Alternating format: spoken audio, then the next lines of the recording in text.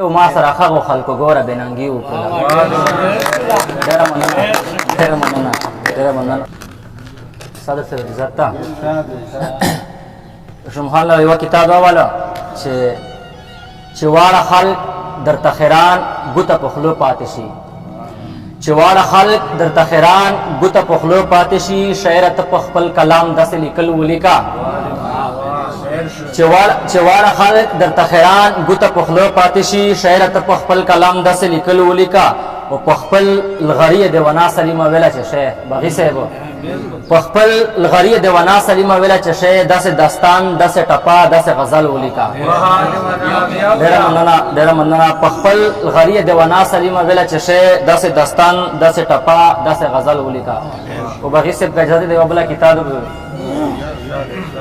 چې زمانه بل کمکل نشتا دیوانا سلیمه، زمانه بل کمکل نشتا دیوانا سلیمه چې سلم پرېخول مدد وو کسو یاري وکړله. زمانه بل کمکل نشتا دیوانا سلیمه چې سلم پرېخول مدد وو کسو یاري وکړله. او افسوس ما چې په کومو خلکو ننګ کړی و، افسوس ما چې په کومو خلکو ننګ کړی و، ما سره هغو خلکو ګوره بېننګي وکړله. ډېره مننه ترنم کوشش کو چې دا مې ارمان د زړګي چې قرض وړان وا، دا مې ارمان د زړګي چې قرض وړان وا، نور د اشنا وا غریبي چې قرض وړان وا، دا مې ارمان د زړګي چې قرض وړان وا. د خلکو مخ کې راته ډېرې سپکې سپورې وایي، د خلکو مخ کې راته ډېرې سپکې سپورې وایي. ارمان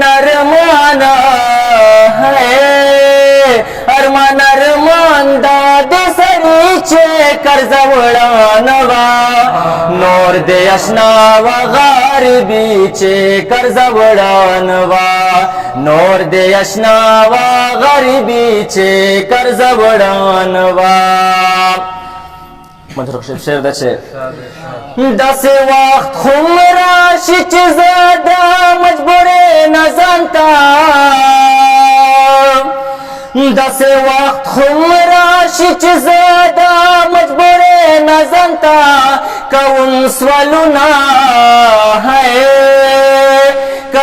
سوالونه د مرګي چې قرض وړان وا، نور د اشنا وا غریبي چې قرض وړان وا، نور د اشنا وا غریبي چې قرض وړان وا. نن به مې نوړله په ځان ما د یو بل خبرې، نن به مې نوړله په ځان ما د یو بل خبرې، دا مې ثابت کړه وکیل چې قرض وړان وا، نور د اشنا وا غریبي چې قرض وړان وا، نور د اشنا وا غریبي چې قرض وړان وا. مفتی صاحب شعر ده چې تل په سوچونو او فکرونو کې ژوند تېرې وم، تل په سوچونو او فکرونو کې ژوند تېرې وم، رانه جوړ شوې وسوسې چې قرض وړان وا، نور د اشنا وا غریبي چې قرض وړان وا، نور د اشنا وا غریبي چې قرض وړان وا. مکتې شریعه چې ما دیوانا سالم به هم دا نور خلکو په شان، ما دیوانا سالم به هم دا نور خلکو په شان، کولا